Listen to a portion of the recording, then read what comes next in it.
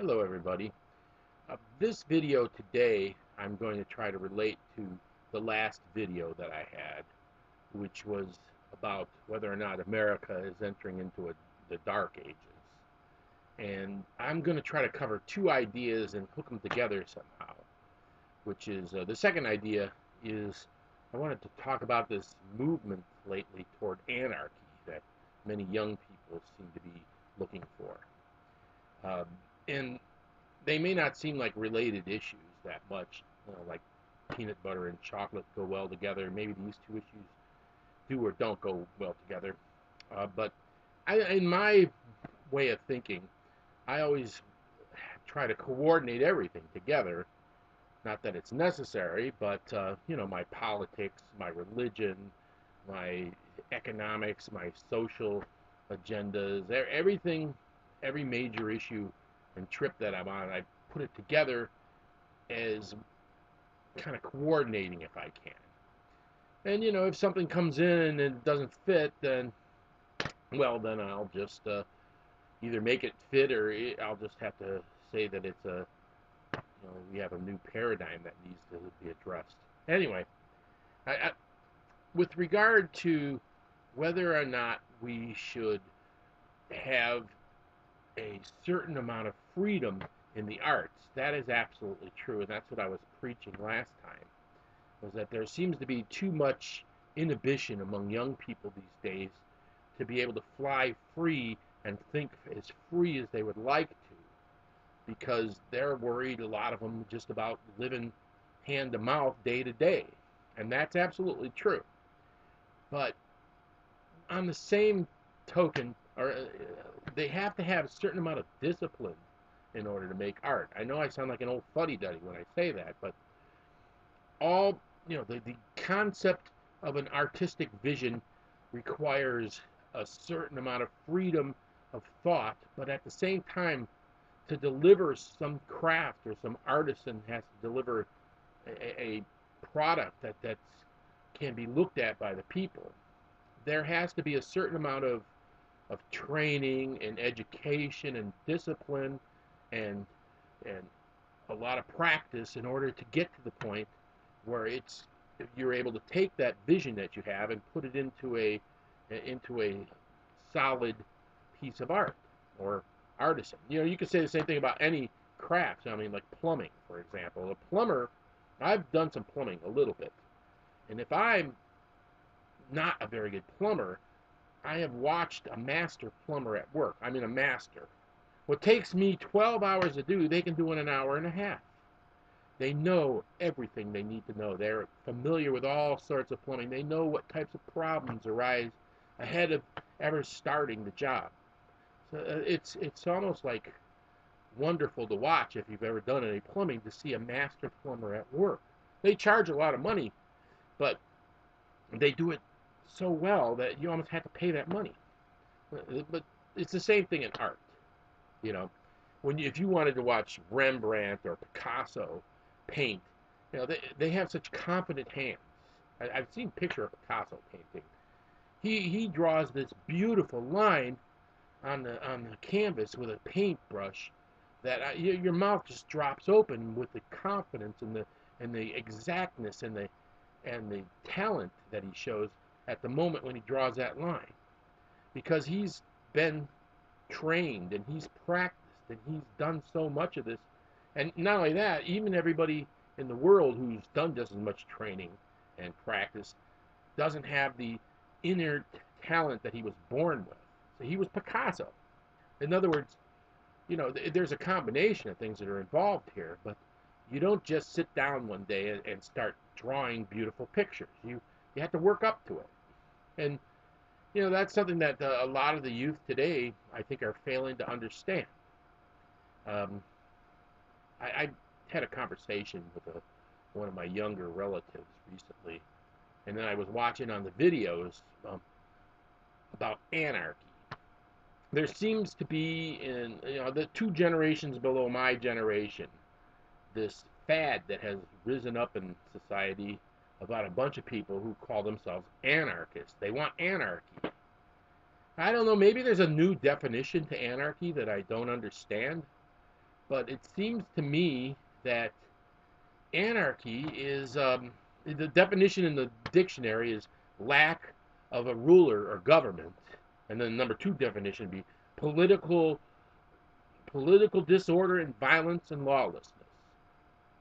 Is that something that the people of the generation that are coming up now want? Well, anyway, he he was talking about some party he was at, and he had this one school of anarchy that he was a follower of, and there were like 5 schools of anarchy, I guess, or something. And the one school of anarchy that he was talking to were middle class, college type people, with their tattoos and their funny beards that they have nowadays. And they said that they were this certain type of anarchy, which is anti-technological anarchy. Say what? All right, let's dissect this just a little bit. Let's talk about why we're coming into a dark age, and people like that are out there. These folks were visiting from a city 90 miles away. So they must have walked there because they were anti-technological, right? I mean, they're just making noises out of their mouth. They have cell phones, they have laptops, they have bicycles. When you talk about anti-technological type stuff, what are you talking about? Are you talking about you don't believe in anything about, even a stone axe you can't have because that is technology.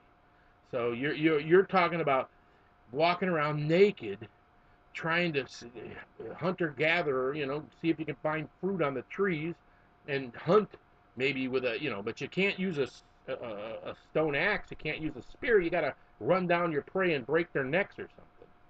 I mean, that because you can't use technology. I've had this conversation with the Amish people before. Believe it or not, I talk to Amish people, and I have on many occasions. And these are folks who have this religion that seems to be stuck in 1832. Anything up to 1832, I guess, was okay, but anything after 1832 is questionable. They don't want to have any fancy buttons on their clothes. They ride around in horses and buggies. They deny the existence of automobiles, even though they actually can ride in them as long as they don't own them or they don't drive them. I don't know. The modern Amish are kind of mixed up, but this fellow came at one time into a store where I was fixing a computer, and he starts spouting something out of the Bible at me about infernal machines or something. I looked at him and I said, well, do you have a hammer at home? And he says, yes. I said, well, isn't that technology? I mean, to me, a hammer is no different than the satellites that do the global positioning that circle the Earth. It's technology. It's a tool. It's maybe a little bit more complicated, but it's exactly the same thing.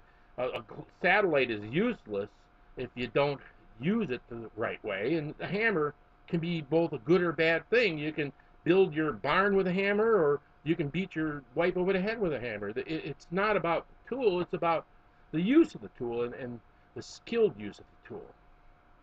And these kids today with their concepts of anarchy, it's like they follow Ron Paul. He's the next step.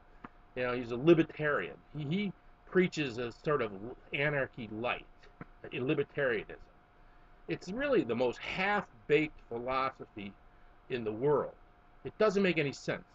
It's making the assumption that everybody that was ever in this government is just ham-handed, stupid, ill-begotten, insincere. There's not a decent person out there that ever was in the government, and all the laws that were ever made, and all the taxes, and all the government programs, and all of the the EPA is no good, he says, and the Department of Education. It's like as if you were the first person born ever, and everybody that came before you was insincere and unscrupulous, and you're the only good person ever to come along. And all the Abraham Lincoln and George Washington and Thomas Jefferson and the Roosevelts and all those folks were just a bunch of cheaters and a bunch of fools, and all the laws that were ever written are just a bunch of people trying to steal from everybody else. Well, it's wrong. the government may not be perfect. It is not perfect. And there may be some terrible mistakes that are made here and there now and then, but don't throw the baby out with the bathwater. You know, these things are well thought out in many cases. The Glass-Steagall thing that was separating banks from being able to do stocks and bonds and so forth. You know, that was written after the Great Depression hit. And they said, look, one of the problems that led us into the Great Depression was that there was a whole structure built up upon banks and upon bonds, and they backed each other off, and they were leveraged too many times, so that when one thing went, the whole thing went down with it. So what we need to do is create a separation between various parts of the economy, so that if one part of the economy goes down, it doesn't drag automatically the whole rest of the economy down with it. And that worked from, about 1936 or so, all the way till about 2004, or when they had a Republican Congress and a Republican Senate and a Republican president, and they said, well, let's get rid of that. That's just regulations. Well, wasn't too much longer after that. Not very much longer after that, the same damn thing happened. The entire thing came down together because there was no separation. The people back in the 30s wrote that law. They weren't just falling off a turnip truck there. They were smart. It was a well thought out and reasonable piece of legislation that protected the average person from things that they had perceived were the problem, and it worked. But nowadays, these kids these days, they act like nobody was ever born before them. They act like there's nothing that anybody that ever came along before ever thought was ever right. And that, it's a kind of it's scary. It's going to lead us into a dark age is what it's going to do.